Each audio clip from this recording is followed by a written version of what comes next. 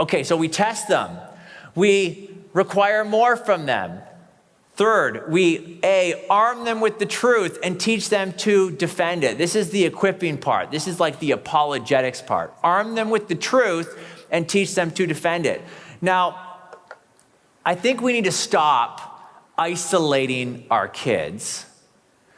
I think remember that youth pastor that grabbed his kids and kind of headed for the door? I understand why he did it. It's right-hearted, but it's wrong-headed. Because what we end up doing is we guard from all the cultural ideas that are out there, and then when they go off to college, or they're just on YouTube or TikTok and they're seeing these ideas, because you can't isolate them forever, when they do get that challenge, they're usually overwhelmed by it.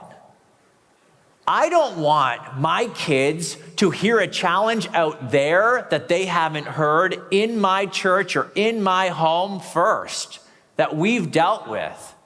And so we don't just isolate. What we want to do is inoculate. Inoculate. This is a different kind of idea. We're now going to expose our students to those ideas so that when they are confronted with them, when they're on social media or out in the world, they're able to defend against them.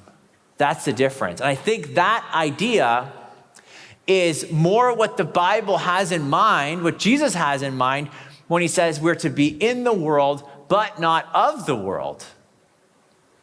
And so if you want to be an inoculator, you need to do these three things. First, treat students prior to exposure.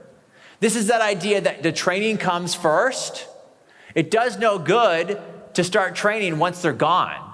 And so we're going to do that first, prior to exposure. We're going to fully expose them to the challenges that are out there.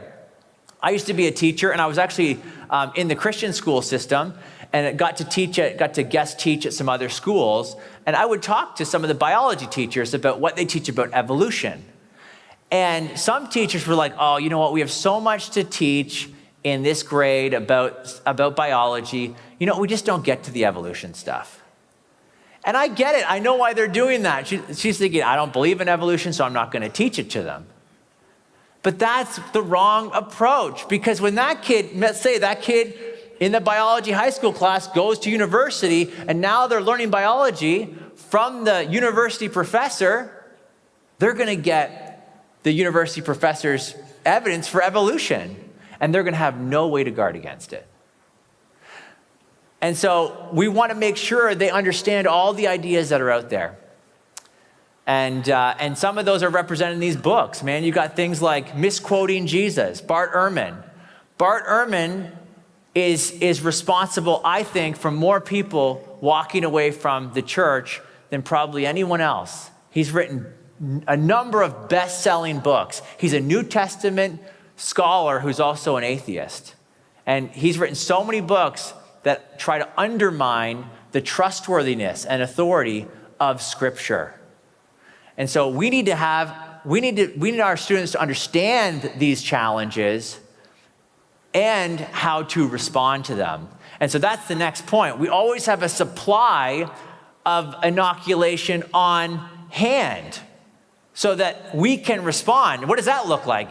It looks like knowing who are the Christian philosophers and teachers, who are the smart guys kind of on our side that have responded to these things. There is nothing new under the sun when it comes to challenges and objections, okay? Even though it may show up in a new best-selling book, typically these things have been addressed, usually hundreds of years ago. And so you should know who the smart guys are on our side who can respond. Of course, there's tons of resources out there, man. There's Stand to Reason, str.org. We got free articles and free courses, and we got YouTube and all that stuff. Check it out. Know who to go to. You don't have to have all the answers, but you should know some of the guys who have them, right? Who do you go to?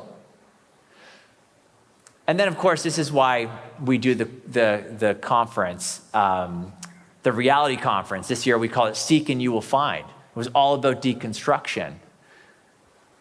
number of people leaving the church and calling it deconstruction. Okay, so we have T, we're going to test our students. Why? To expose their weaknesses and motivate them.